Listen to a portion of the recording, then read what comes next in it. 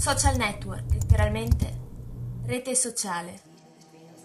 È entrata nella nostra realtà dal momento in cui è stato messo sul mercato il primo computer e la nostra vita cambiò per sempre, trasformando milioni e milioni di persone con il cervello spento e lo schermo acceso, diventando tutti uno stesso agglomerato di pensiero senza spina dorsale.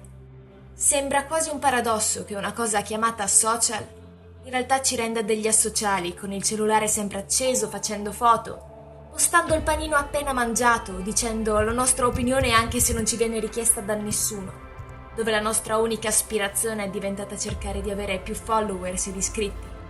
Siamo diventati le cosiddette pedine del sistema.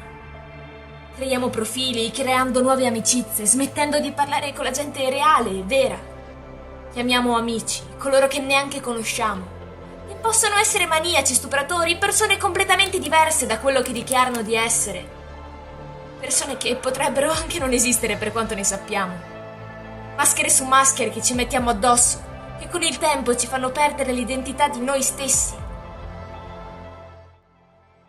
D'altronde, nemmeno io sono più sicura di chi sono.